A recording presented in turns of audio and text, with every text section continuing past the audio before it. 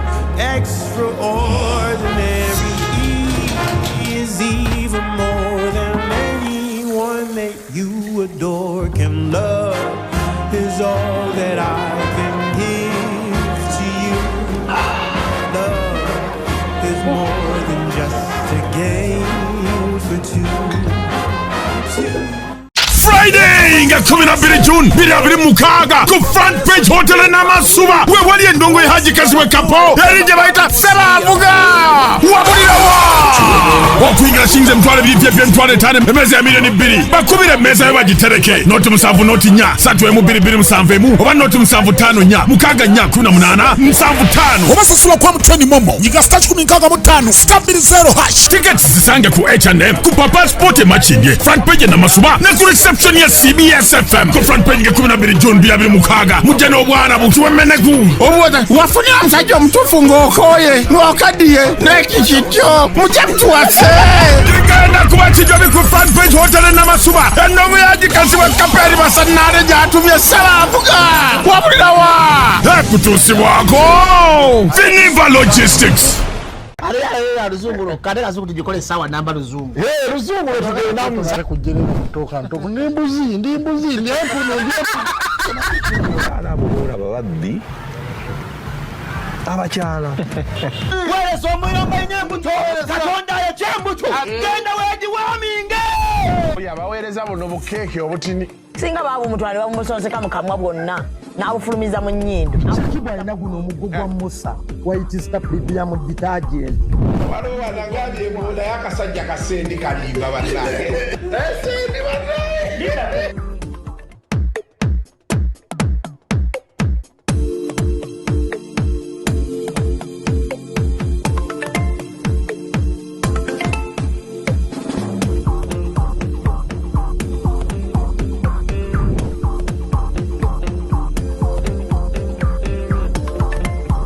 Yes, welcome to yet another edition of Kasuku Live. Olunaku olwaleero, yes, tuli wano ku All Access Studios in Nigeria. And today, I have the pleasure of hosting a man most of you don't know, but you'd love to be. Kawulidako. Tebakumanyi, naye bandi akadde okubeera gwe. Nina the presidential photographer omusajja akuba president ebifananyi Mr. Abu Mwesigwa. Sebo. Nsajja sokulaba. Zanze nnyo mukulu Kasuku. How are you doing? I'm very well. Ndi bulungi nnyo. Leero tobadde busy. Leero mukulu yanzikiriza. Amusabye. Mugamba. Nzikiriza. Okusaba nzikirize. Abantu gende mbabuuzeeko. Ate mbabulire betuli byewampadde olukusa okutegeka. Okay. Okwanjula. Naye kino kiraze nti dynamics zikyukidde ddala eyo. Ekyo kitegeeza nti president nga bwe tumulaba si bwali. Ekyo kituufu. Gamba mwalulawula omulaba we mutyo. Abantu baluddewo nnyo okutegeera kituufu kyali. Abasinga. Wadde abamu bamanyi. Kyemmanyi Kasuku omanyi. Awaye nakamulaba emirundi 2 naye be nagenda neyongera omulaba osanga nja kwongera omutegeera. So Abu ye musajja akuba president ebifaananyi era olunaku olwaleero azze wano ayina ekitabo noza gwensoso olaba anyway ate president kyomulala gwe nali ndabye gwensoso olaba ekitabo kino wano bakiyita Moments with Muzeeyi in photographs and untold stories of President Yoweri Kaguta Museveni kyekitabo kino so kigenda kwa kino nkinga Friday no sawa 12 wali ku Kampala Serena Hotel kyekino tusooka to rewinding the years. How do you get this job?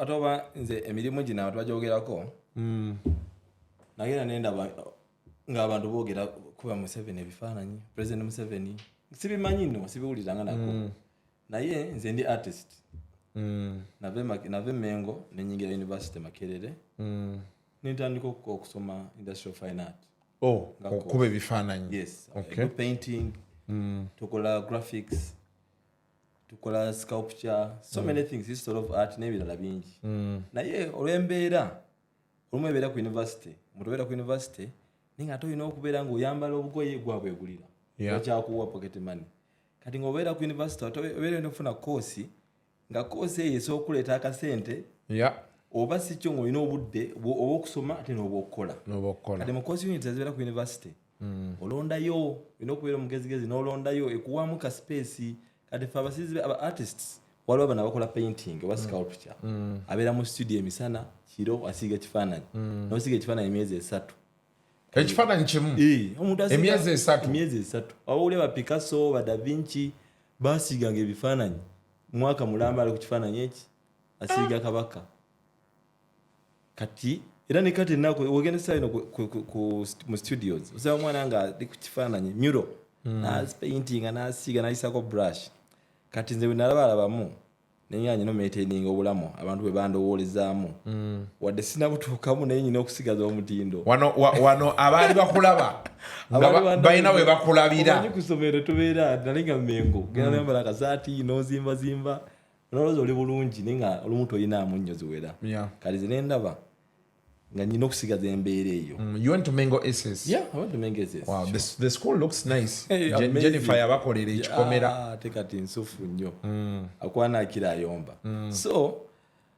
we natuuka ku university awo nga photography bye byamu ku byalo ebyanguko in terms of siga nti okusoma naye nti bakutuma n'okola coursework sawa emu 2 ng'omaze odduka kati bwe twava mu second year nga nyina ofuna internship ate kati internship placement nefuna mu New Vision kati wentuuka mu New Vision awo wentandikira okutegeera nti photography bintu bya serious kubanga twabera mu New Vision nga bakuwa assignment journalist bagamba tugenda ku Sheraton wisime waliyo workshop waliyo launch yaki ne bagamba tugenda ku Serena ne bagamba mugenda mu concert ya Chameleon tazogenda ku Sheraton waliyo ba breakfast meeting oba ya NGO olutuukayo nemukola otanga bali mukunywa buchaayi awo buchaayi waliwo obusumbusa waliwo obukino obulya n'oyingira n'okuba ebifaananyi olwala ebifaananyi ayina baga ne lunch weeri ya Sheraton nemulya buffet ogenda okulaba minisita gwalaya ku TV bakasuku boolengera eri bano baani balonadi mayinja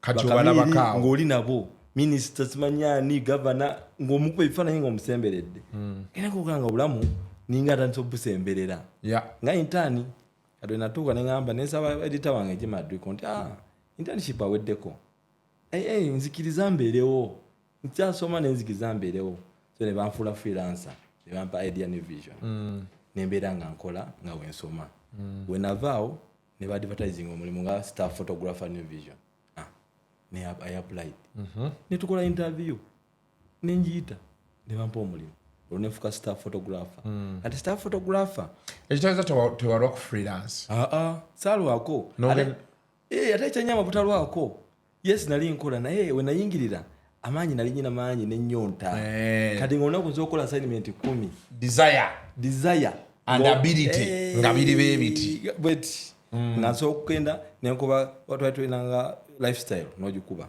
n'okuba swaga ya Saturday Vision nga twali nakapula watu bakata swaga n'ogenda mu parliament n'ogenda mu press conference ekiro n'okola concert n'omaliriza mu bbaala weekend n'ogenda n'okolanga ba assignment ya Flyer magazine photoshoot kati ebifaananyi nga mbimanyi n'obwangu mbulina ng'okulinnya boda zino okuswitchinga kyangu nnyo kati ng'abantu balaba mbanguyira kati obeera freelancer oyinza okuba ng'okola nnyo ssente olumu ate okuzikuwa kampani egamba singa tumuwa omusaala ate kibeera kitu ebintu those days mawulire ekifaananyi ekimu kya mutwalo ekirala 2-5 bwotyo kati ogenda okulanga ebifaananyi mwezi gumu okoze million 2 million 3 omuntu atandise obulamu zibeera ssente nyingi so kati otwamaliriza ng'afuuka staff saalwako oba staff olwabuyingira bwe nti nengamba pace nge maintaininga ebiseera ne Kampala Sun twali tukitandise kubanga bali bagaddewo Step Beat magazine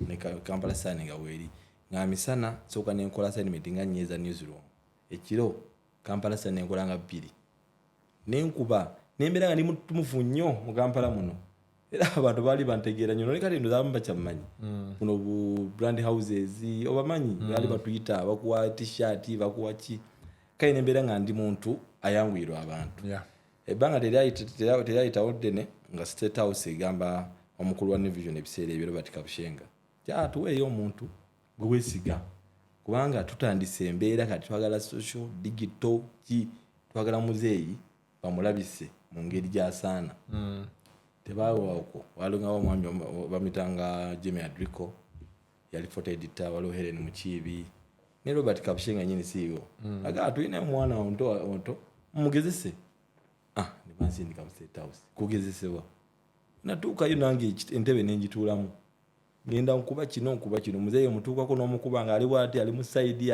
aseka adduka akola ki bagenda okulanga ebifaananyi bitandise okukyukakyukamu ne bampa ekifo ngamba sigala kola galinga 2014 2015 tukola akaluka 2016 paka leero So how is your first time inside State House?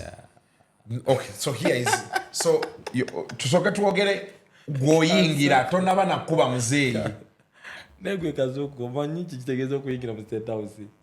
State House yokka egyolaba kigambo obeera okiwulira eno naye otuukawo nawe oyinza okubanga oyinza n'okutya okuyingira ate nga bakuyise kubanga ekizimbe iwe ekiri kinene abasirikale weebali basobola okwogera Oluzungu Luganda lulimi ki naye obeera obatya kati nze najja gyenvudde mu New Vision yesimbadde enkola wadde baali batera okututumaatumayo naye nga tonnamanyiira tomanyi oba obuuzaani oba oyogere naani nze nalumu nasooka nendooza ngenda genda straight wa muzeeyi ngenda okulaba tutuukayo ngenda okulaba abantu olumu omukazi n'abipita ebbali n'aŋŋamba naye ezo engoye zoyambadde tolinayo ndala ate nga oba kiki oba nkyafu naye nga nziraba nnyonjo kale olugendo lwe mu State House lwali lwangu nnyo saagala kulimba muntu mukutandika lwali luzibu nnyo kubanga ekirala ekyasinga okuntawaanya okuba muzeeyi ebifaananyi kati abasirikale ba detail abo tebambala uniform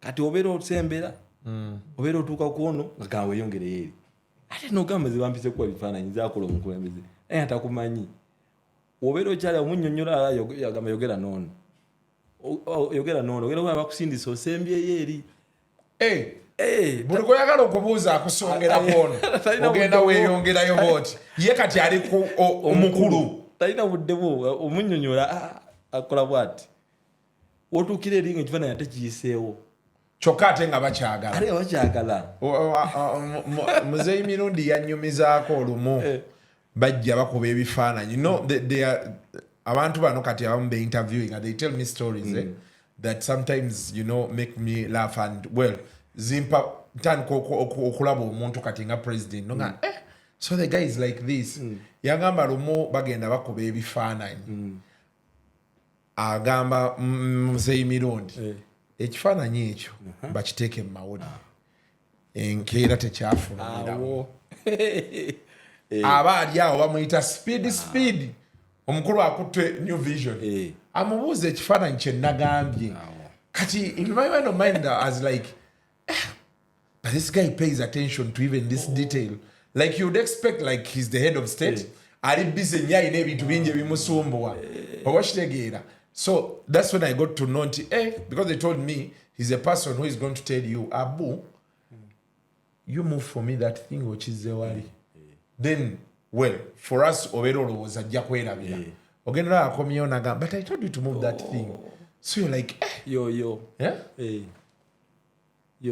so kati buli bakwongerayo erijjukira ye ayagala ekifaananyi ate essaawa eyo wabana bakyetaaga bana bakusinze tobamanyi mannya tegede kwate wayogedde naye yakusiyaga sekundi simamisa weyongereyo nti ati nze ndi photographer ndi mupya yogera noli kati akusindika bajja kusaba ekifaananyi naye banakikusaba tojja gamba nti Kasuku yaŋŋaanye kuba tomumanyi tojja laba linnya lye ku baji ali muki mu ngoye za bulijjo kaakati olugendo luba lukyali awo munnange ng'emirimu tugitandika nga mizibu waliwo akakodi akalala waliwo time otugamba mulaba muzeeyi atambula ali bwati tiwabeera atambulira awo okwenyigiriza okubeera awo kwabba omulimu gwabwe abeera nga bakuuma namunswa ekikubi byonna bigenda mu maaso ne namunswa alina okuba nga ali safe kati gwewabi kamera simanyi owabi bizindaalo era bwatambula bakola bati gwolina okunoonya engeri gy'onoomukubamu ekifaananyi kyokka ekikulu ekirala nti banno gy'ovudde bakuwita kafulu togenda kuddeyo bagende ate ekifaananyi bana ekyannemye kole muli owulira ensonyi naawe bali omuli gwe beesize bagende nti bwajja kusobola ate atuuseeyo omulimu gumulemye kati obwo kusoomozebwa the challenges you feel you need to okola buli mbeera waliwo ate ekintu ekirala nti emikolo egimu gino gwewekka abeerawo waliyo emikolo nga gwewekka kubanga omukulu akyazizza abantu tebakkiriza bamawulire simanyi bavudde mu bukedde bavudde oludawa kati gwowooli kitegeeza mawulire gasuubira mu ggwe they expecting so you're supposed to take the pictures muzigabe kati ogamba otya kyokka si mawulire gokka wabula omukolo guyinza oba gwabaddemu oba omukulembeze yavudde mu nsi ndala oba omugenyi kitegeeza n'ensi eyo etunuulidde ggwe okuba supply kati ate wabeera nga national figure n'ensi yonna the world is looking up to you kati ate nga bagamba bannange kyannemye kati okwo so but you also take like pictures for his family or you're just about the presidency family covering president no covering first family no covering an state house era ye collection eno gyenyina kuba collection si ya muzeeyi yekka muzeeyi kyebayita president ne details ze president ne family ye so how was it now one try to ogero oyingidde the first day bakucekinze mbadde leero njogera ne honorable Munyagwa naŋŋamba nti ab'SFC bagamba nti tuulaawo gwe tuulaawo totuula eri bakusongera awo ate ayogera lumu kati bamaze okugamba beera awo obadde awo bakukimye jangu tugende kati njagala otuwe your experience the first time this is the president there olina kamera yo does he your first time ogenda omukuba how was it siwa natwerabira kale ekirungi ekitera okunyambako tata mama wange yali aŋŋamba tata wange yafa ndi muto nnyo ne mama wange yali aŋŋamba ndi musiraamu bisimila eyo byesibangako so olina okusoma edduwa gy'osobodde naye ekituufu ekisingako owolanga Katonda ng'ogenda otandika okukola ekintu kyonna naye era Katonda omala omukoowoola n'owulira nga omutima gukyakkuba kakati olunaku omanyi obadde oyogera okukebera omubiri guno naate bakebera n'okumanya gy'ova jjajjaawo taatawo sengaawo oba oyinaani osuula wa LC kati no bamaze obiyitamu ng'otuuse bakukebedde okutereka kamerako otuuse awo bakuyise kati jangu kuba tebasobola kuyita ndi yawo tulwa wano obeere ne muzeeyi abakuyita bakwetaagidde kati olina beera ku kibayita stand by olina wooli awo oga kati jangu ng'omutima gukkuba sooka nookira boti nookira kubanga muzeeyi alina engeri gyatulunamu olumu namulaba betwaliyo kujja the first time he met us Eventually no nayogera mu n'abantu abamu ne baŋŋamba bw'atyo bw'akola. The first time he met us yali atunula bw'ati nga linga agamba muŋŋamba ki mu story kimwana nga kitegeera. And then so that was the first time. Njukira tugenze n'ebigambo byonna olunkwasa akazindaalo bye ŋŋenda ofubutuka gaya atudde bw'ati taata tulala bw'ati abalaba bw'ati ngamba mwogera you're cracking jokes ng'ali bw'ati. So then the next time we meet him, and then he's so happy from the word go. We are talking and he's like, are you sure? I'm like, kwa twagamba nti okay luli yali munye kitaka omusajja abeera anyiiza ayina ebizibu bye katugende nga tuli serious tusombye oluzungu lwonna yataleka tubuuza mu Luganda mugamba ki nasi kite.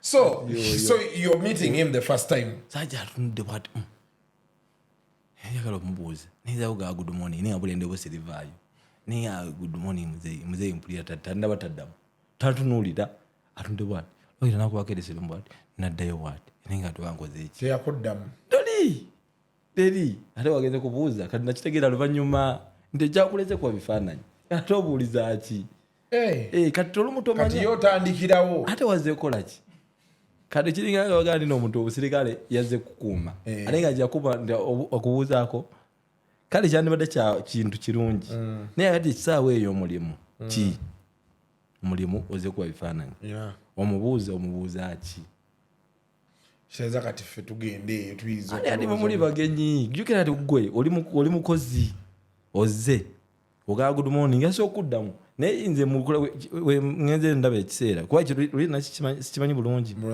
over time I've realized nti okumubuuza yes kirungi naye si kyekikututte ojja mubuuza mu budde bwammwe get on to what brought you here. Yes, get on job. So mune mbuuza tebivaayo kola bwe ndite nga wayikango ebifaananyi embikuwa ne baŋŋamba kati vaayo kwa meeting zitandika ne mukuba ebifaananyi ne muvaayo ate ne muleka abakulu banyumya ebyabo.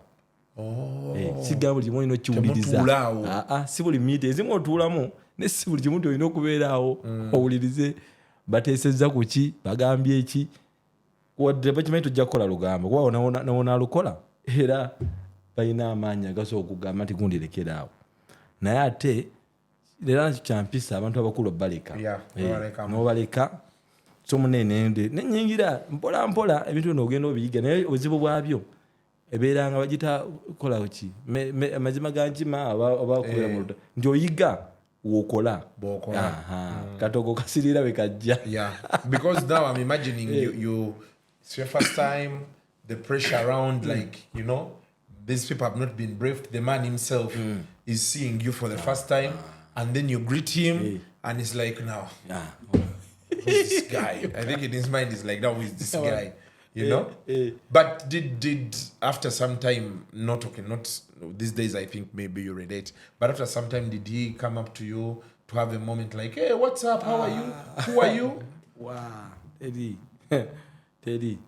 Kubanga kati ebyabeerangawo ngamba wakati muzeeyindi kubanga olumu ojjukira abantu abamu buli woyingira mu set up tolabika okulaba bakwano obo basoba nabo baani batandika okubuuza ebibuuzo tineka kati oli eyo ayita omugamba n'akuwa ssente ayita omugamba n'agulira emmotoka otegera jjukira wakayingira baagala kutomeza ne bakunyumiza n'emboozi kale gundi yamuwali ettaka eka 10 kati kuyingidde ikozesa omukisa kati etandika okufuna ebirowoozo ebyo byonna nogamba bansibero omusajja mugambe omusajja mugambe nti gundi muzeeyi mbadde nkusaba natatangeri gyeyafa mpaako kyompadde jjukira wakajja kati ebyo byonna nabirowoozangako naye nga olumu nzirayo waka nenyumyamu ne mukyala yangamba waayi tutandika okutubeera siriasi nze mbadde ndowooza yesu twagala obeera bulungi naye tukitwale mpola mpola kati ebbanga linamala nga neebuulirira nendabanga ebintu by'okusuubira nti ajja kumbuuza kuba namala nenkitegeera nti tekibeera bwe kityo in fact namala nenkitegeera tewali abantu abakola around muzeeyi ninga tebafunanko kadde kanyumyamu naye myaka negiba 3 negiba 2 nga tebanyumyangako like they never get a one-on-one like we had jazz with Jaja. Era kati mwamuli bantu bamaanyi nnyo era kati Kasuku obeera awo abantu beeranga bakutya kuba olulo edda lwali nga lutabaalo abantu abagenda mu hijja abasiraamu banyumyanga n'amala emwezi 3 ng'anyumya n'otuuka n'ogamba n'enkooye kagende nebakyemu ne bakulinda ng'abantu obanyumiza hijja naye balinga balinda ng'ayiwa mukozi obulinya ennyonyi n'onyumya nakutte ku kabba just ate kabba ebeera osambudde olugendo kunyumya kuva nga kajjansi kutuuka ntebe ngeri gyamwatambuddemu ne babajjako paasipooti awo wokka omuntu akukwatawo wiiki tuba tuli awo omusirikale n'atuyimiriza n'atubuuza mugenda kuhijja naye mubuuza gwe bakuzaala wa butambala wa naŋŋamba muzeeyi we gundi tomanyi wali wammanga n'akoowa nagamba naye gundi niye enkutte kansoke neebakemu kati naffe be tulina okukola nga okyanyumya omanye kitegeeza omukulembeze w'eggwanga nolwe omukulembeze kale abantu bamwogerako bave tumulaba abantu tumwogerako nolaba abantu ebabeeranga ne Yesu agamba ono mutabani wa Joseph ono kenaffe tutwa Museveni ono weerwakitula abantu abalala tebakiro n'okusembera okusembezi kumpi baddeyo ne banyumya ono waliwo pulezidenti w'e Nicaragua yajja emunyonyo n'amuwa enkofiira ye n'agikwatako omusajja yasanyuka pulezidenti gye tutambula n'ogenda Brazil wa abantu bamulaba ne bakuŋŋaana President Museveni era gwe singa obadde otambuddeko naye n'olaba essaawa eno singa ndo okyabanyumiza ndi wali ekisozi n'oyogera si kintu kyangu gambye omuntu abeera akoze naye emyaka naye nga teboogera nkuwe bati kuba omusajja ali bize nnyo abantu bamulaba balowooza nti just abeera okuwa kaddeke n'akuwuliriza abeera akuwadde ekintu kyamaanyi kuba omusajja yeebaka leeti nnyo tetumulaba kuba sijja gana nyina obujulizi namusanze yeebase sibunja kuba akulimba naye nze ogenda okulaba bagaye omusajja yankubidde ku ssaawa 10 ez'okumakya omusajja yankubidde ku 9 ate nga mmwe omuntu agamba yakubidde ku 9 naye nga mwenyuse 8 wamwanyuse 7 kati mbeera n'obujulizi ndi omusajja yeebaka he can call the person direct nnyo ate nze nange era yankubiddeko era zezimu ku mwozi zenyumya wano omulundi gwesooka okunkubira ayina ebintu kati bwe yakubira ng'akugamba ki ku bifaananyi ng'agamba ekifaananyi kyawe nga firuta tewataddemu nnungi kati zebakuddeko muzeeyi kati nga ggwe kati gwe w'ebifaananyi asobola okubuuzaamu nti blood firuta kyeno ate ekyo kyekimwewuunyisa ku bantu nti bakubira nawe olumu oyinza okutya ntasooka nti muzeeyi yankubidde n'ozaalawa nga yakubidde muntu ayera onasaba omuntu ku kyalo kyammwe nga muntu munyooma ate kasika nti wamenako oluganda era agamba mukulembeze yankubidde essimu netwogera era ng'abantu babulijjo bamanyi okuzaala wakwabwe wano gamba gwe mba mukyali awo mumulaba omukadde oba omuntu ate ng'agenze mu State House waliwo omukyalo omu yali nakawaawo sometime back yalina issues there were issues happening and I think intelligence maybe I don't know maybe intelligence kyeyali yemuwa kyali tekimala kati abeera ayita omwo omukyala n'ayogera n'amugyako enamba y'essimu alina gwe yagamba gyempandiikire newayitawo emyezi nga 6 omukyala aba ali awo nga ne bano bamaze omutiisatiisa byonna president n'amukubira yasooka ne bamukubira n'agamba mukulu mundeke temumbonyabonyeza kimala n'aggyako essimu n'addamu ne bamukubira otuusa yagala halo genda wali bw'otuukawo omuntu muwe essimu eno kati n'agenda ku ofiisi ya RDC n'omuwa essimu n'agamba omukyalo oyo njagala kwogera naye njagala omugambe yenzi ne bamugamba nti muzeeyi yayagala okwogera naawe n'atandika n'ayiwa changes zalinginga awo naye kati buli omu yali takikkiriza era tebakkiriza President Museveni ono gwolaba alina ebintu ebyewuunyisa bingi onyumya olugero lwe emboozi ze tosobola kuzimalayo nti osobola okugijja wano n'ogijja wali ate ezo emboozi zowulira zitugaza zoyinza omunyumyako ye kenyini nga ate yatandise y'okunyumya ate naye tasobola kulekerawo. Bangamba naye era anyumya nga bali ab'Emekka. Anyumya. Ekyenjawulo kyayina nti buli topic gy'okwonako aginako wino. Ekirungi akyo okunyumiza emboozi, ayogera emyaka, ayogera amannya, ayogera ensi. Alenga Muzeeyi Magala. Ate Magala muleke naawe. Magala asobola okuba ng'anyumya emboozi. Ne mukugamba omuntu asobola okunyumiza biology, n'akunyumiza molecule. Naji breaking down ngate kisoboka naye batugamba alinga sendi naye ale sendi amayo kufuuka mu siyaasa n'akivuga nga kutte ono anyumiza ngo abarasha n'abanyumiza president bayo badde nabo emyaka 3 emabega emyaka 10 emabega n'abanyumiza history wa Bungereza ng'amunyumiza Bangereza ngene ndo bamumanyi n'abadokita ne bajja bano yukira mu covid yawo yali abanyumizanga ku covid n'abanyumiza blood sample ninga abimanyi ngabijja mutwe nagamba dokita gundi yangamba what mu kitabo kyono bakotinga ebad ngabyogera n'omwaka n'omwezi ya wanjawulo. I think that has been the difference between him and most of the other leaders. There's a time when namulabanga agenze Kenya yo bamwagala nnyo ne Tanzania. Kenya agendayo abavubuka ne bajja mu bungi. Nali ndabalumu thread yabwe Kenyans on Twitter at the time yali Twitter. Nga bagamba yali agenze Uhuru was still their president. Yes. I don't know what he had there, but he was, I think, the guest speaker. And he took them for a cool 2 hours. Yes. Yali to University of Nairobi University. Yes. That event. Nali mbiraboko and so when naddayo okulaba speech ye nendaba I know information ngwaina. I really wonder how he keeps everything in his head. In fact, you don't have to wonder. Yali original. Ebintu bisinga tabikola kusanyusa abantu. Akola ekintu kyakiririzaamu. Ino omuntu nga tali mu kweraga, tali mu kukuba siyaasa, wabula agezaako okulaga okwogera kiki ekimuli ku mutima. Ebiseera bisinga ayogera ebintu abijja ku mutima. Yogera nti abantu abamu ffe olumu oyinza okwagala okunyumiza abantu emboozi noyagala bagamba ekintu baleme ate kulaba muntu ng'eyeeraga ng'abeewaanirako. Kitulemesa olumu okwogera ebituufu. Olumu ebinaabaluma naye ye ajja kugamba ekintu nga olaba nti yatugamba nga ndi mu covid abantu baka amafuta ate mufaayo tugenda kukola emmotoka z'amasannyalaze.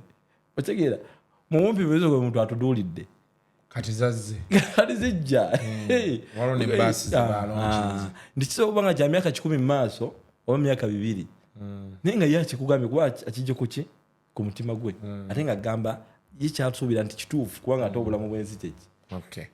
So this book ngezezaako kubikula a few pages kuliko ebigambo.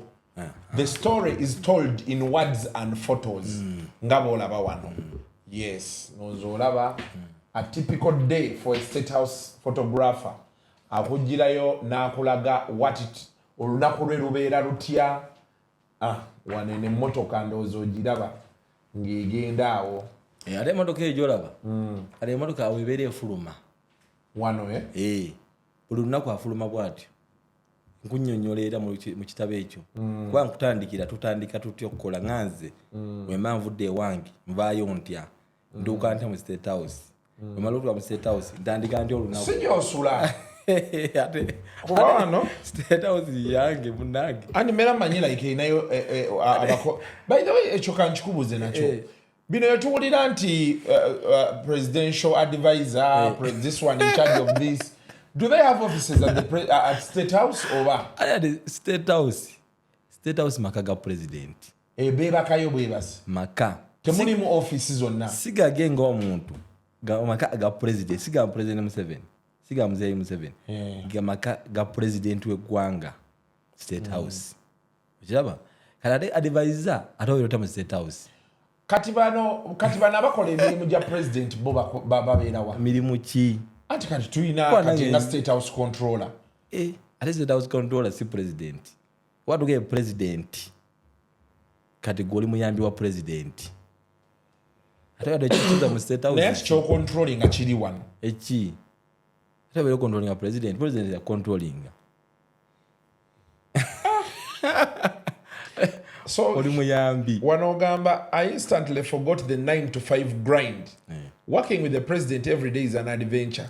The days that start slow and lazy can morph into a high stakes scramble, and dull ones may surprise you with a meeting of global leaders. How many presidents have you met? Banji nti olumu twali Ethiopia Addis Ababa Obama najja lunaku nasooka okulaba nti tawuni bagiggalawo yonna nentuuka ne muruumu president wange nambula natuuka nenoonya muzeeyi nga simulaba kuba yalajjeko enkofiira naye ng'obunkenke bataddewo buyinza n'okuziba amaaso bino bya AU yajja okusharinga there's a time Obama yajja ne baggalawo ekibuga kyonna kati batuyita bateeka mulinde kono mudde wano mulinde kono naye nagambye mu kusooka omulimu gwe kifaananyi kyo ino kiri ensi ekulinze e Kampala bagamba abu waffe gyali naye abakulembeze ndabye bangi Obama Netanyahu Uhuru. There's so many we've covered to the African Union. Muso kwera mu kifo alowa president 50 president Kinana Mugabe wamulabako kumwezi 3 Mugabe yajja Mugabe yajja kwa kulaira twagenda ko lumu China Beijing Mugabe ngajali nenda president wa Cameroon bonna ba president watu Africa linga wala China Africa all African presidents come president UN summit presidents bajja president yagenda mu Lombero Mandela wali oli ku state house naye sinataka kakola mu state house nete yagenda mu Lombero Mandela no teagenda yo he went no he didn't yala ino genda yo nga yategese ne speech obachi yagenda mu Lumbe nzijukira naye ate yandibadde yafuka nga concert ndowooza bo lunako lwalogera kwa ina speech ye yali ajiwandise speech ya amaanyi nnyo era atero giyita Mandela speech tuyina akatabo yawandika akatabo kalungi nnyo gyokafuna muneyo kasomeko Mandela speech Mandela speech yakafulumya nnyo akogerako nnyo abantu batera okubuulirira ebintu ebyamakulu mu Africa okwegatta kwa Africa ebisinga biri mu katabo ako katabo k'amaanyi abantu abagala okumanya ku omugaso gw'okwegatta katabo ako bakafune Mandela speech routine not a chance, but whatever the day throws your way you must be ready on standby, as we say, like a soldier. The president's convoy only waits for one person, and catching it after it leaves is impossible. Everyone must be on standby before the president comes out of his residence. One day, fate befell me. The president left much earlier for a special engagement than I expected. Stuck in the Kampala traffic, I decided on a risky shortcut. Big mistake. It led me straight into the mother of all traffic jams. A honking, frustrating mess. My heart pounded. My job was on the line. Luckily, a police patrol car came to my rescue. I ditched my car at the side of the road and raced to Entebbe, arriving just in time to jump into the press car. Sweaty palms, a silent prayer of thanks, Alhamdulillah. And I was back in the game. Omulimu kugenze. Omulimu kugenze. Gwali kugenze gwa bagandi yakulese yaha ani alina okulinda munne gwa bagandi president agenda wabagenda saa 2 gwetuuka 10 ez'okumakya watagenda kulinda convoy erinda omuntu ogwo ye yekka lezo agandi banaye muninde badde njalwa no kukiwete najjera baba yisem. But okay, you had said it earlier. The president never talks to his staff casually. Okwogera like he's moving around and kiri jali. Si right yo.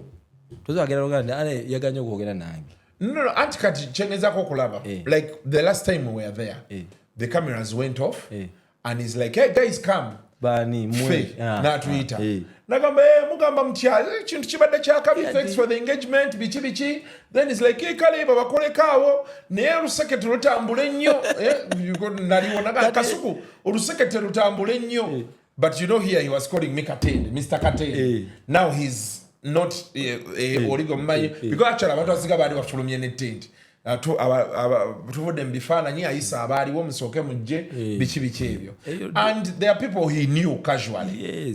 N'oli amugamba gwe mutyaba soko jje kati biki like so it is a side of him I saw and I was like but this guy is like avera ne time ekola rapo naye nga jjukira bw'omulaba ku TV ajja mukambwe munyiivu ezo ayina kyebayita embeera nti tosobola agamba nti mumanyi kyovugamba nti okumwemanyiiza kyolina okusembayo okugezaako okukola tosobola mumanya essaawa yonna akushokinga lwosuubira ntajja kukubuuza atasobola okubuuza kyovugamba nti gambe sigende tababuuza wabula it's not your right. You can't demand. You can't say the guy didn't talk to me. Or that's what you said. You can be 20 years there. Yes. And he has never said hi to you. You can also be 2 years. Ninga akubuza buli lunaku. Ekyegera. Akusiima busiimi. Waba yagalidde. Kaine wabuza buli lunaku. Era ojaga ntira okwambuuza. Obeerenga ate buli omusanze ate omugamba muzeeyi nti aha. Okyegera. Kugamba embeera. So kati leero baba akubuuzizza. Encha tomwefasa nti blood man storage kakana mulinde akubuuze.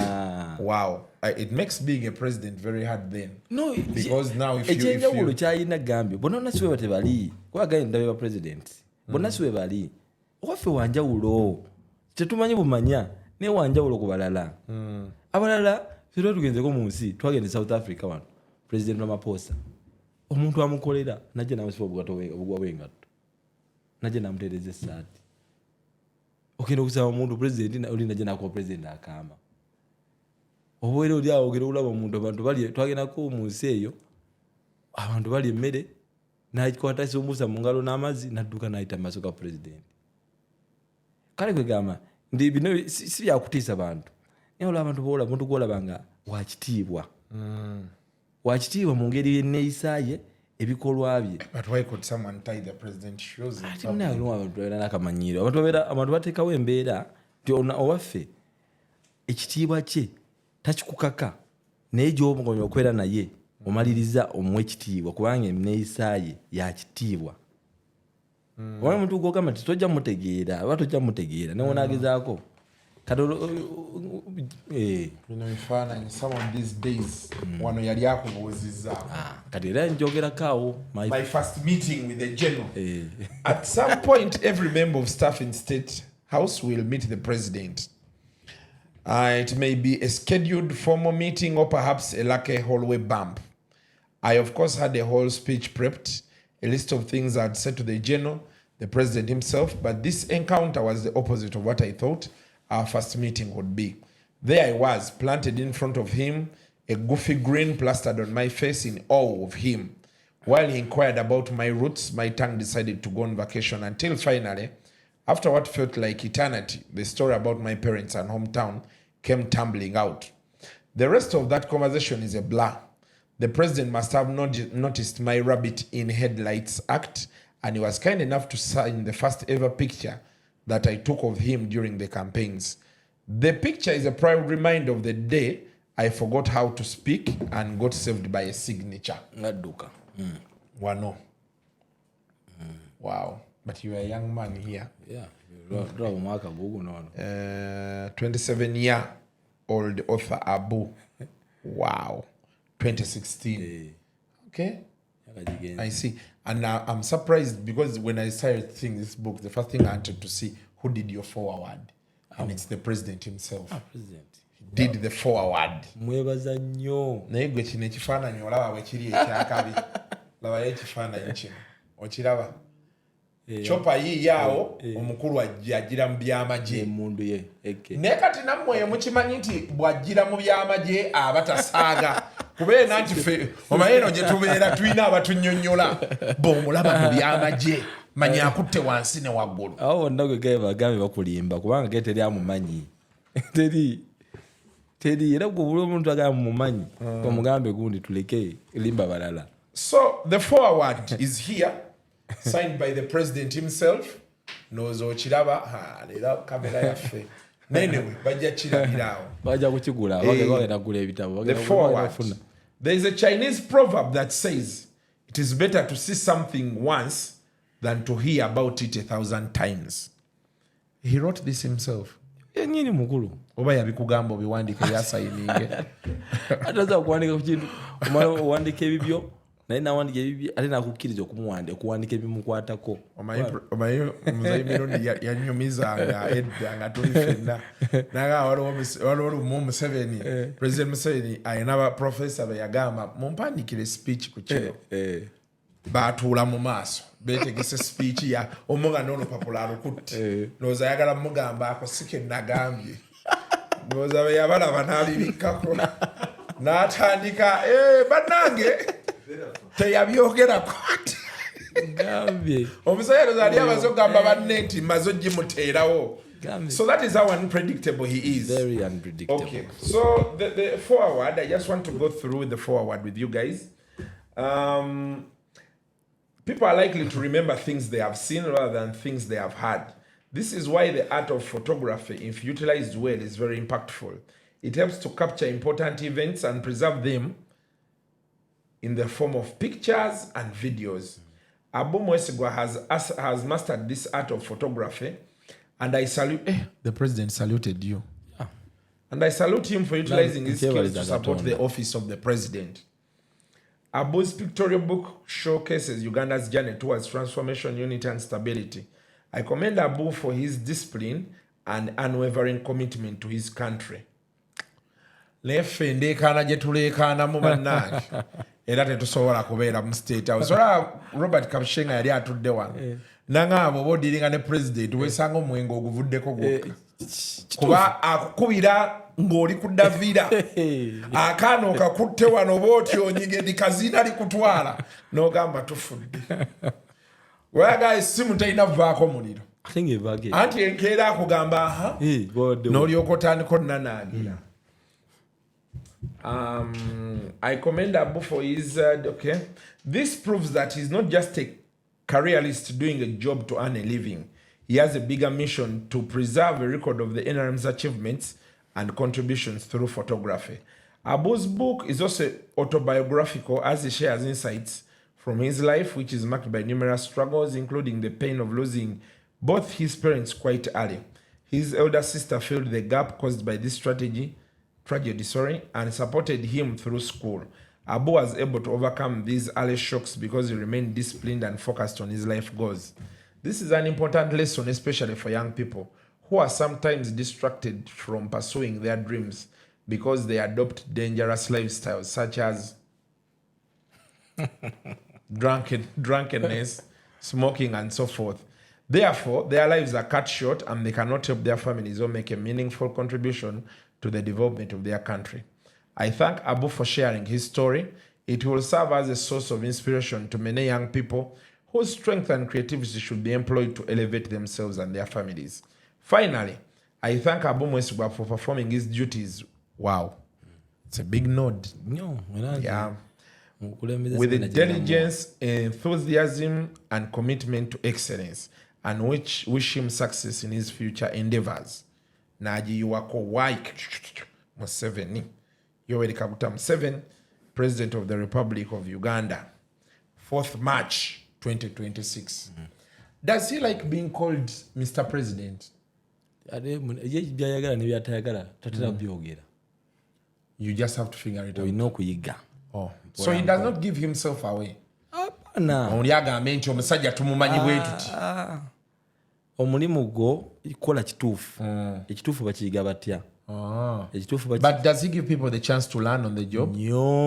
Nyo ebimu abantu era abantu abawa testimony ku muzeeyi kyekyo ekina okusooka asifa abatuukiridde so kuyimira ne wana nti mu Uganda nasinga kuba ebifaananyi nja kuba nnimba naye yakukiriza yampa omukisa ate omukisa ogwo nenkola n'ensobi era naŋŋumiikiriza bantu bangi waliwo gw'osanga nga si asaanidde okubeerawo era olumugenda nesekerera abantu yawadde obugundu bwa minisita tabusaana nogani abusaana byebyenjawulo byayina nti akuwa omukisa ate tafaayo oli wa ggwanga ki oli wa kkala ki ovaawa anisengaawo webiseera ebisinga ye nga president imagine afuga abantu over 5,000,000 zetulina wano nti kale olumu batera okusanga baawa kati gwenjo ganze tampa nikata nakusangawa naye nga basanze abatono abawadde ate n'abakkiriza ate n'abagumiikiriza olumu ne bajja ne babogerako n'ebigambo gyali nate nakugumikiriza abantu bato si bangi ndi patience ye eri vera niyo many of us the level of tolerance jaina esukka olumu kale olumwenyiza n'abantu omusajja akirabye natalina kyakolawo tumugambye tumuzeemu naye ndowooza alina principles ng'eza Katonda. I'm not saying nti alinga Katonda oba ye Katonda naye alina principles wale Katonda olomu abeere waggulu n'agamba naye kale kati abu ebintu by'oli mu kukololooza weekwese naye nkulaba naye kankuleke n'okola amaana nagala kankuleke oba ye Ssaabachwezi ekyo kituufu ayinza okuba nga is the spirit of the Bachwezi nga tetumanyi kisoboka. But have you ever seen him nga he has lost his mind? He's kunganyize kati ebyaddala asambye awo ebintu asobola samba ebintu tasobola ekikola ni musirikale abasirikale tebasala waya ezo ezisusse kubanga mu magye omuntu wasala waya atasobola okuba amasasi kati discipline omusirikale alina waakoma newagaba nti yekyanze ennyo alina waakoma nze wendowooza naye nga simulako nti newaba asaze waya talaga kyekyo taga nti okumutegeera otegeera nti kati anyiize kati musanyufu kizibu. So how many places, how many countries have you visited with him? Tambudde ensi Kasuku. Passport yo yajjula. You also now move on a diplomatic passport? No, si na diplomatic. Ina ya bulijjo. Si ya bulijjo. Ina gye bayita service passport. Passport ziri ssatu. Service passport kati ze zibeereza mmwe. Zije nyina service passport. But it's more like a diplomatic passport. Diplomatic era nayonda kwa diplomatic yo era diplomat. Service yo era mukozi wa government. On service. So ba MP balina service. MP ate ba diplomat. MP ba diplomats. Kati bani abalina service bara DC bani abo. Abakozi wa government kati nze oba nga PAC obani bali abantu kale nti wakati nganzi olumu embeera ntambula nyina equipment oyingide mu nsi tezikiriza kamera onyonyola otandi zino kamera za president kitezo ino kuba ne proof eyo ye service passport kiraga oli mukozi wa government oli ku mulimu. So when you're moving with him namwe mutula mu jet era nyine mbo sifenna ate nakugambye oli president lumu oli omuntu yaŋŋamba nti kale nagenze ku Javazi nendaba mukulu minister atudde ali mu kulya mmere abasirikale bali mu motoka kati mutima gwe nemubuuza neneebuuza nga obono ebintu abimanyi batabitegeera kwati omukulu wabeera nga ali ewantu for example ali mu kulya ddina kati Kasuku ng'oli mukulu olina abakukuuma n'ogenda osinga ne bakulu banno mulya eddina ate omusirikale omuntu bano abakuyambako ate nabo batuulaawo mulya eddina. Naye nina n'ekirala kye baŋŋamba abantu abo lwaki abasinga kukyali babagamba order kasi totandika okubeera reluctant nabo they lose guard bwekiri kati ne batandika ogenda okulala batandika okiteeka mu mutwe nti buli lunaku omusajja mpaayo omutwalo obeera oli awo nga tewampa oba okitegeera ogenda mulimu takyakukola nga bw'alina gukola muleke ku mulimu gwe aba ali ku ataano ge abere ku ataano ge wala omusajja yakinyonnyola nagamba nti bano abasajja because out of human nature and I think that explains the character you're trying to bring out of the president, that you cannot say that he's only like this. Because then when people know you like this, they are going to want to manipulate you, okujoga, okumanyira. So you need to have, you know, so it's understandable. So sometimes you... Enyonyi azokugamba n'otuulako aba yagadde. Tosogamba nti nina okutambula naye. Kwa ate nawe n'atambula naye. Nakyo kibi, ate nawe kibi gy'oli. Kubanga abantu basobola okutegeera nti otambula naye ne bakukozesa kati embeera eyo okutambula naye basi kutambula naye si ensonga enkulu. Ensonga enkulu bagita mission.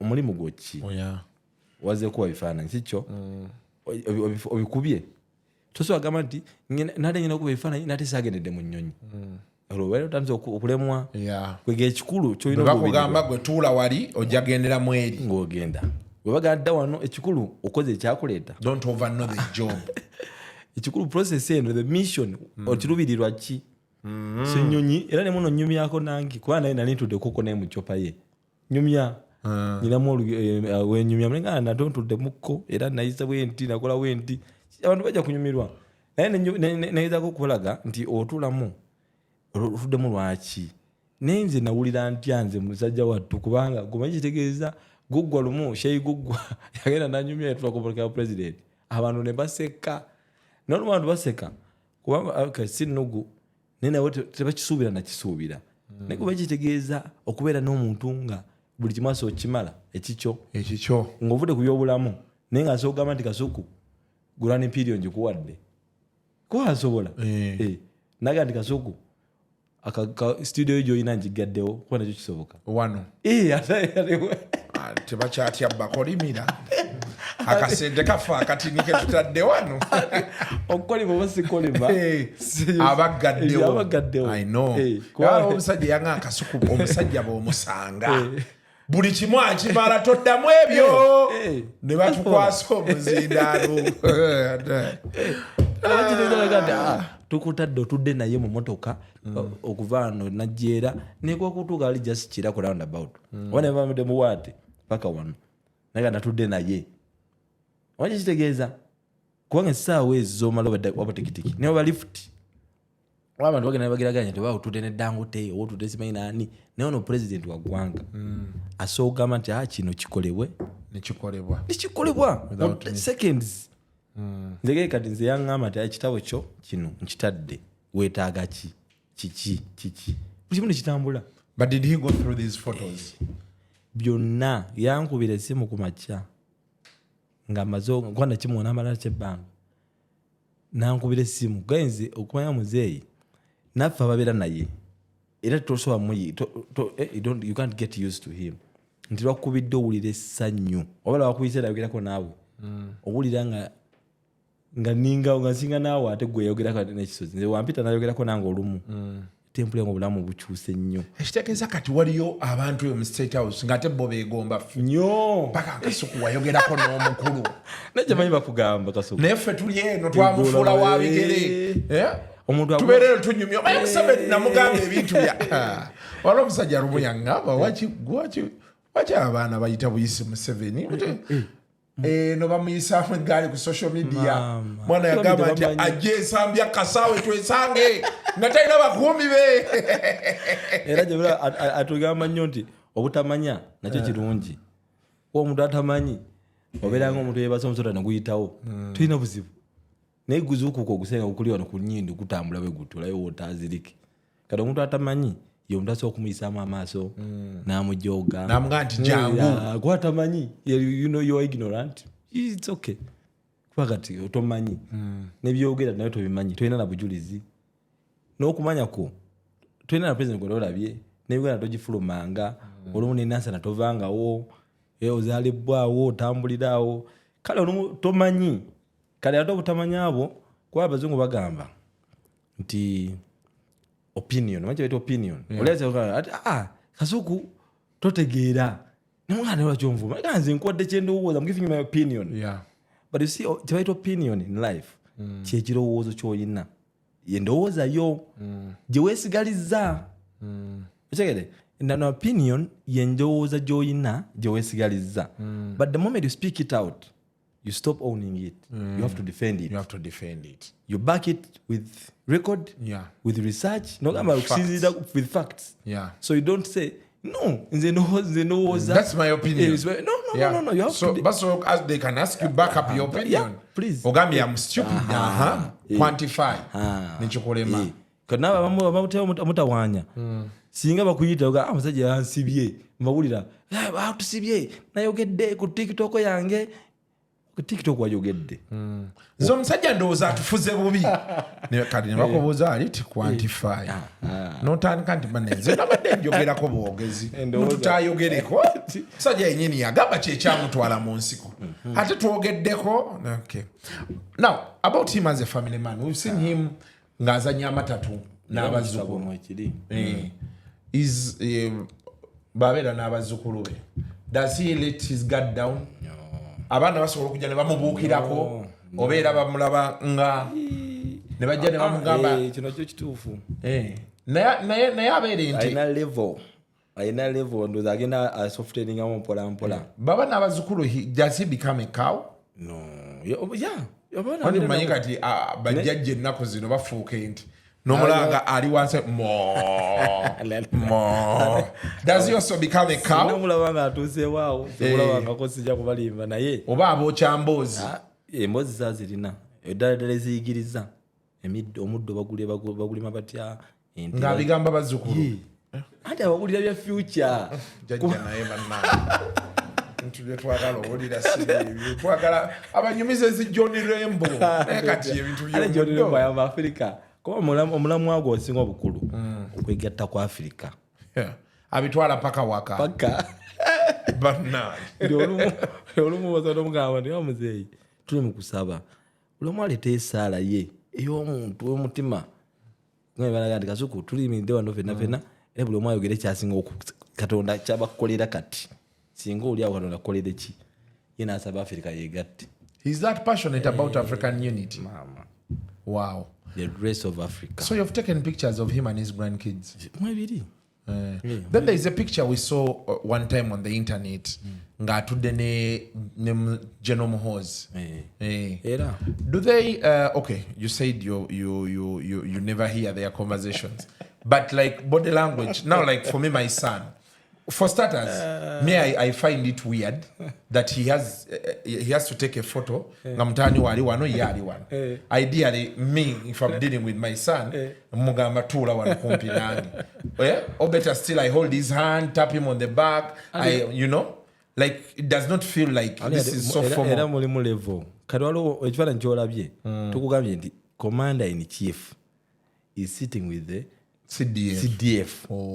Tetuli mukulaba nti Muzeeyi Museveni ne mutabani gwekyo gwakina mutwe gwo naye no meeting ya commander in chief ne CDF banyumya bya commander in chief ne CDF banyumya era esiro ndowoozayo kuba nakugambye nti obeerawo n'ovaawo kati gwe okuteebereza banyumiza era nakyo kiri eri ggwe kwogera n'obinyumya era nakyo kiri ki but do inside State House or when you move with them, do you ever see them like father and son?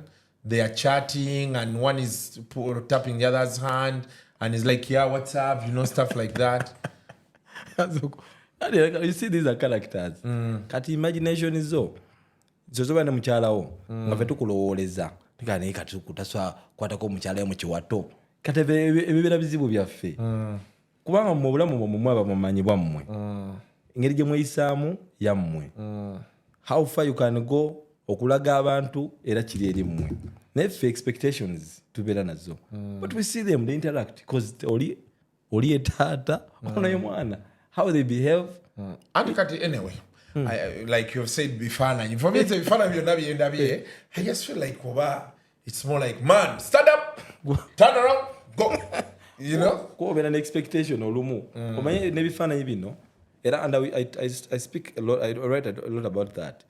Expectation mu bifaananyi ebeerawo kuba nange olwo kyembeera nsuubira ofuna ne sikifuna mu bifaananyi ndi olumu olwo bye neegomba nga byoyogera ebyo ninagenda okulaba overtime si we biri nti people imagine nti awe wuno wanaamusanga kanate abazungu babikola ne mulowooza nti no biri natural tebibeera they pre-arrange they, as if choreograph they dance to the gallery era bawandika script osanga nga principal PPS wa president mu nsi ezimu bawandika president ajja kutambula footsteps 5 ayimirire asimayiringe akyuke ku left awube otegera nti program y'olunaku bagiwandike batyo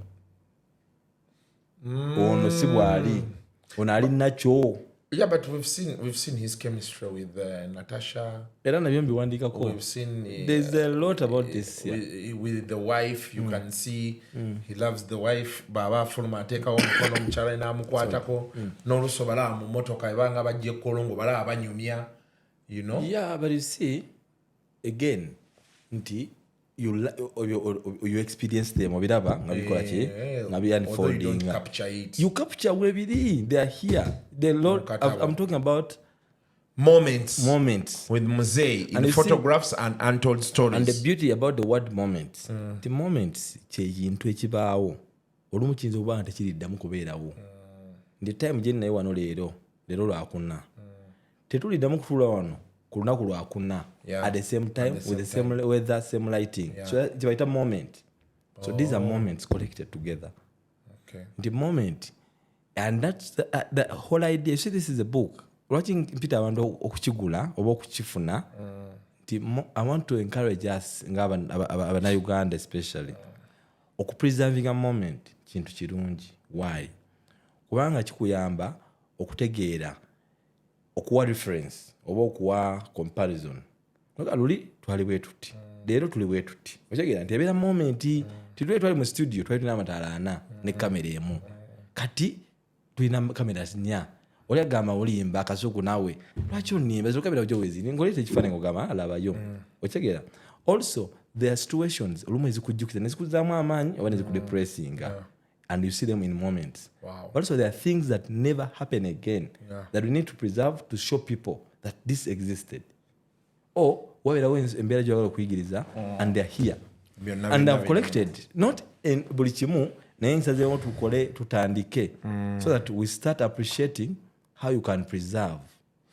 But is there a part of Uganda you've not been to? No, Uganda tujitambudde. Wano ali n'abazzukulu be. But now they are grown-ups. Yeah, they're grown-ups. They are grown-ups.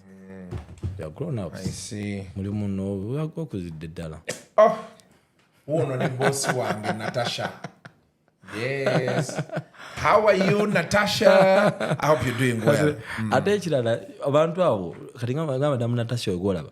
Those are very humble people. Abaana bonna abo Madamu Natasha, Diana, Patience, and never them hoes. Femboze twawuliranga kuba first daughters, first sons. Comparing ne bano bali very humble. They are very humble humans. Umema tuko kuchifana nagamba thank you Abu. Umayinja owulira. But Savo's daughter no tatera kulabika Diana. Ne wuyo. Do you guys ever see her like a lot? Yeah, we never see her in the press. Yeah. Mo press ya amanyida. I've met her once awo in Entebbe. Diana ne mama. Bafanagana embeera mpola. But and she was a very nice person that time. She's very humble. Very, very humble human beings. You know, Mohos. Oh, no one. Olaba bano kati bano be baana be. Bano baana ba. Ono yali adduka kuwa jjajjaawe hag. Ono ali wano Mzee yali mabega wana agamba what's up man. Don't know you. Amaanyi nnyo. Rarely do you see genocide with Savo. That's the rare story. It's very rare. It's very. Wow.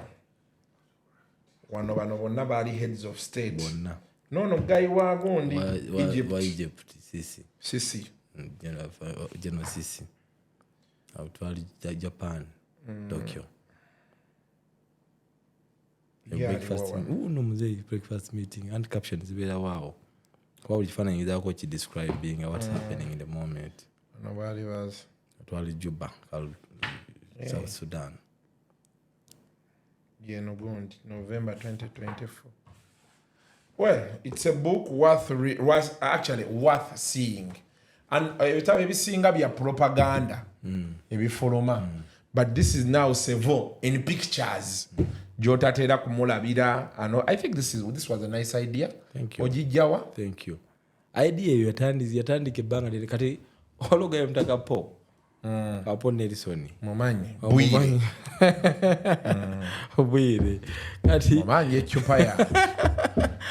Bwire yatera okumunchallenge ngawo. Eka nayo bwire fana bino byo ina chichi. Awalaba ngwe bifananyi ningaji nonjachi. Kwanza ama idea nanyala mene bifananyi byange. Time etuuke munonye oba bazzukulu bamwe bakola eki bagambe omukadde yala kwa muzeeyi twagala akola eki atulage ku bintu byali ayina kati nga ndowoleza wala kati ng'ebifaananyi ebimu moments ezegamba nga nze preserving kuba abantu nyumiza nga bakabaka mwanga simanyi bakabalega tetulina bifaananyi abaana bange waka bambuuza daddy you want to tell us Satan where is Satan's picture can I see God tetubirina kati nze moments naze preserving anga one time kapo waliwo mulamita majori waliwo Samantha we bali awo bakwano bangi Penny ebanga naye efananye lwaki tofu nengeri jobilaga ku bantu so over time nenda ko kulowooza how until one time nakoleyo ka draft era nenkabalagako ngamba so genda maso ne concept eno kubanga abantu bajja kulabanga oba embozi nengo ogitambuliza ku muzeeyi wabera yiyo ebera nga experience yo and you weave it around. Yeah. So every time you take pictures of him, you go back home, you caption them. Caption, so we were and here backup. And no kola backup nga 10. Because never take a code date, see the place. Some go back to as far as 2016. You know what you want, you know ba. Toso akubibba. O ina wo bitendeke backup. Ne backup na wojifuna. Era olo backup ya backup ne backup ya backup. Nti over years ne bazukulu bange baso okulayo bifana yino wabirina. Bategere. Nene set ne gwanga. Lija wali na backup yo kubanga I'm doing it for myself first but for the country and Africa. Yeah. Wow. Yeah. It's nice today mbade njogera ne the presidential photographer Abo Mwesigwa and this Friday ali awo ku Kampala Serena. It's by invite? Yeah, by invite. By invite only. Kati akatabo ko ngena kateeka mu bookstores? Yeah. Ata akatabo ko ngena kateeka mu bookstores. Naye ngenda kukola yekirala. Ngenda kukola translation into different languages. Ngenda kukola mu Chinese, ngenda kukola mu Russian, ngenda kukola mu Swahili. Ngenda genda no chinga katabo ngenda kateeka ku Amazon. Ngenda genda China and I do a launch. I want to do to Tokyo, I do a launch. I go to New York, I do a launch. See, Chikola is again to look around like I'm moving around the world, but I feel, I mean, ndaba wetavu.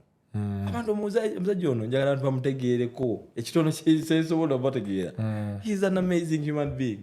Wow. Worth studying, researching about, embracing. In fact, nze kinuma we mulanga campaigning ambera naye nenze nnumwa. Yeah, sagala campaigning. Doesn't deserve to be moving around.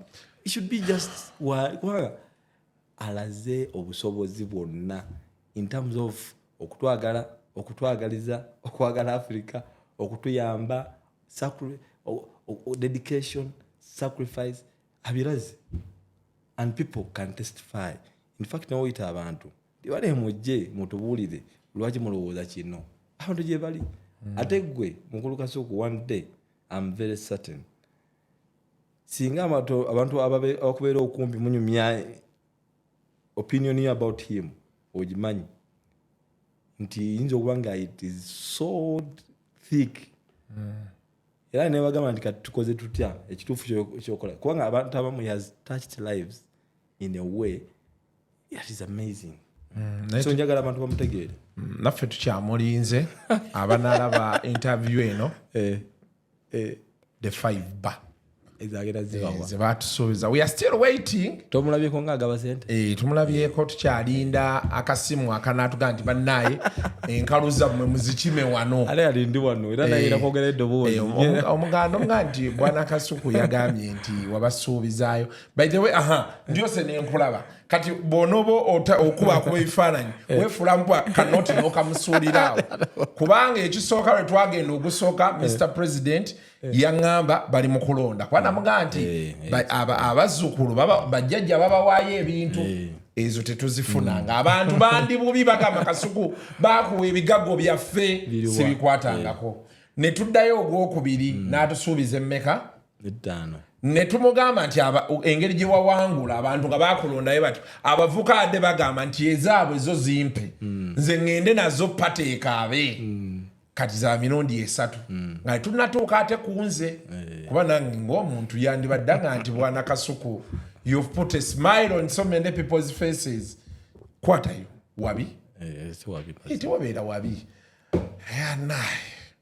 Yeah, but it's quite the experience. I think the 2 times I've gone around there,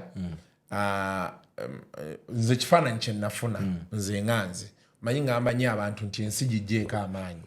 Nategeera nti ffe tuyinza okuba tuli eno tuleekaana oluusi manyi oluusi bwe bagamba nga bagaa nti waana president biki naye nze naliwo ne ntegeera nti omuntu nga bagaa nti oyo president it is not everyday business. Tusobola okuba nga tuli wano tugamba Museveni naye ssebo twayita mu mitendera nga 2 omutuukako ffe ne tutula n'okutuula ne tumulinda najja. so nemmanya nti ffe tuyinza okuba tuli eno wetumulaba ku TV na biki naye wali sibye it's not business as usual. However neŋŋamba nti engeri gye sitali nti nze muyinako obuzibu oba yanninako obuzibu kanjira neenywera ebyokunywa. Yes, let me have a good time. Ebiddako biri nsanga wabi. That's wabi. So yeah, byebyo, and I'm glad there is someone who is going to give us Mbozi Afawamu. I know there are some questions you would have wanted to hear, but for me that's what I wanted. My imagination around him, I just feel like is he as normal as us? Is he a guy like you can get to and you're like, man, what's up? You know? But then of course kati ebibuuzo ebisinga be namulaba wali nga atudde nentegeera kategori wajera kitogenda kugizina ino mugamba anti awo reality wekubira atuula wali ng'oli wano nga osobola okukanyuga ejjinja booti waali naye nojjukira loga kyekyo nate ekirala kyolina omumanya amanye ebyo byokwogera bingi nnyo naye abantu abamwetolodde bonna siga nti babasasula sente nyingi siga nti tukola kuba tufunamu nnyo naye kisinga obukulu olumusemberera okumwagala kweyongera nnyo nti n'ekirowoozo ekiyinza okukola ekintu olumu ekimugenderera ekigenda oba omuotawaanya kikuvaamu omuntu osobola omwagala ennyo ng'olaba ddala n'okumusumbuwa omukosa. So people love him ddala people abamusembererako Katonda sente sikangi nnyo juzi baafulumya emisaala gy'aba presidential advisor ng'aliwo n'afuna miliyoni 2 nemu neŋŋamba bakola ki ekyo. No, you fall in love. No, he's a good man.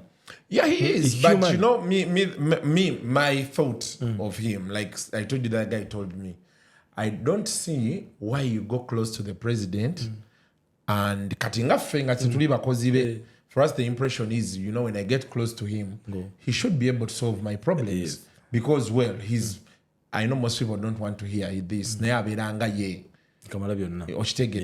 So kati babanga ye musajja asobola okugamba ba Bank of Uganda omusajja oyo mu forwarding zino siraba nsonga waki ate entandiko tuuke we n'entandika okunyumya emboozi endala okitegeera naye mugezi osobola okujja akasobola okugenda nga weetegese nkimanyi nkugambye nti lwe twaliyo tutuula mu tenti we twaliira emmere oyo muti aba agenze wali atandise okuorganizinga ebyuma abavuka b'enaalimu abo babbulooga abaaliwo bampise kasoosokoki ekisookera ddala state house controller yali eno ku Friday ekimotoka kya ssente kyajja ssente weeziriko nze ekiki nambye nti njagala okuba ewaka mugaa nti madamu gwe beera bubeezaawo ebyokulya nzija nabyo ne baŋŋamba kati tulina kusaba zino gwe yogerera mu zino ayo maama oba yali atubulira nga yetunawo wadde otandika okwogera ku ssente n'agamba mbawadde 5 billion ekyo n'akiggalira awo kati jjukira twali tubala nti buli omu avaawo ne miliyoni 8 okitegeera kati abawadde 5 ezitali za buliwo abaana baavuma Kasuku ebigambo nenga nesente zesitana bakwatako okitegeera. So I think anyway Katonda yamuwa omusajja omugezi bero omuntu agenda ne Seru yange akola ku division Seru yange alomanyi ku monitor ambi yafa Seru yange yavaayo twava saa 8 nga tumaze okulambula yabalimi wa tugenda n'okutiya tumanyi tugenda kwa yali atugambe kwetese creation atugambe tuvamala okulambula mujje bamamulire bonna twatamule mu Costa 2 kati mugwami muzeru yango omugenzi yali anyumiriza akuta mu Costa enyumba ye tanagisereka kakati ngabaze ndikasaba muwako ko yali yasereka ke kitundu zime nyumba nasereka ke bati side yemu nanga omukyala era mugamba naye omusajja kyokola mu nation media ki kanaga luvaayo agenda kumaliriza kube plaster zigeranji endala akole mukyala akaduuka tugenda sawa mu 2 3 ya saa mukaga amawulire ninga bamubatandise okwirabira byo abalese natugamba awo nayo najeyo obutabu nabutuwa natugamba okikale nja kudamu mbayite nagenda ate omanyi nti wabeera agenza aba agenzi nagenda kati awo ebirowoozo byonna mbadde muyina kuva ku makya otandika okuddamu seeru yange twakomawo ngaawo tosse yatuuka ewakambu yaŋŋamba te oluvannyuma manyi natuseebako omukazi yaganye okunzigulira kubanga saa zina kunyoza aleeti mu luli nakomawo ate ngenda okutuuka ne ku makya okwamunyonyola yagana okumpuliriza naye nga omusango ki expectation ze yoledenga y'omuntu ali ziri waggulu. But anyway, I think it's not easy being a head of state. It's not easy because everybody expects so many things. But also amanyi muze mwogerako nnyo alina ayagala nnyo ebintu long term because nga ogambye nti omuntu asobola okumalira ebizibu byo n'ebizibu byo Kasuku essaawa zino by'olina kati 5 years bigenda obeera ebizibu byo even just next week ndisabe n'ogula emmotoka oba n'ogula ennyumba. Your problems shift immediately. Your challenges shift. Ndi wakumalira leero lino. Kwa lo bajja ne bamugamba nabimala. Wabamala enkya ne bakomawo. Ndio asokuwa ennyumba nozime ennyumba. Nga ne muziki kati sina za lanji kiki. Nazo nazikuwa. Nga school fees w'abaana ne namukuwa. No labanga yanwadde biweddeyo. Nenga tebinaggwayo. So what do you call nti asokubimala? Yeah. So sometimes nothing abantu. Yeah.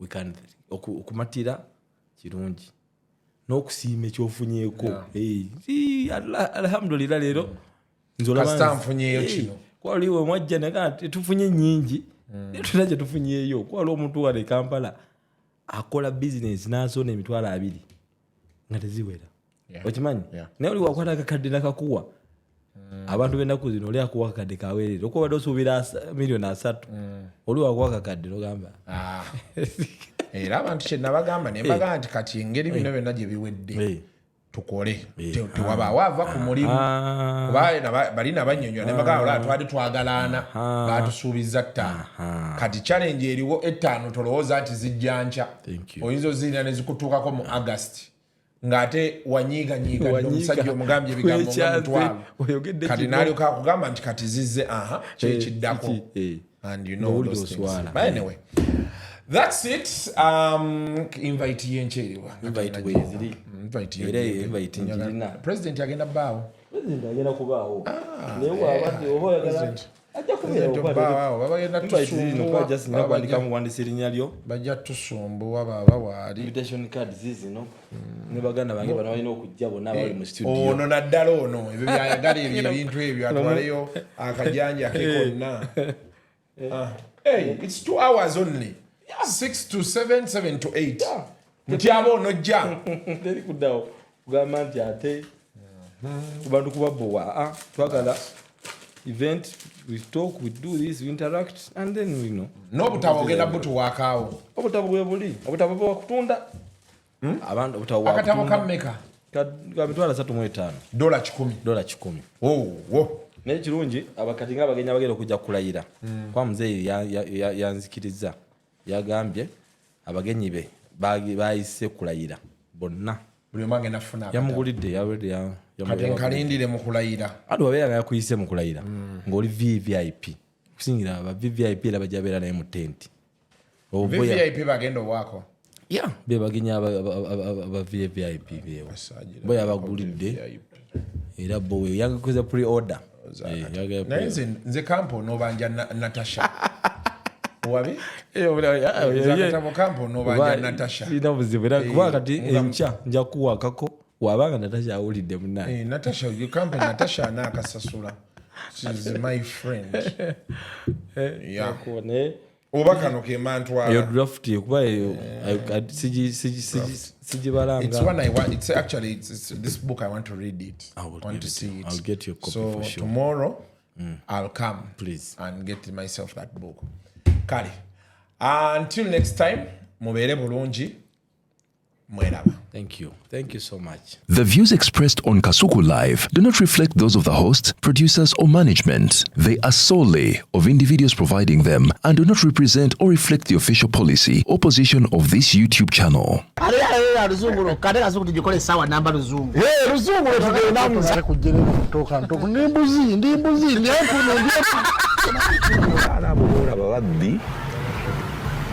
abakyala weresa omuyomba enyembuto katonda yekyembuto genda wegiwaminge yabaweereza buno bukeeke obutini singa baabumutwale babumusonseka mu kamwa bwonna n'abufulumiza mu nnyindo kigwa alina guno omuggo gwa musa waitisita bibiyamu detergent waliwo wanagambye naye akasajja kasendi kalimba bannange esendi bannange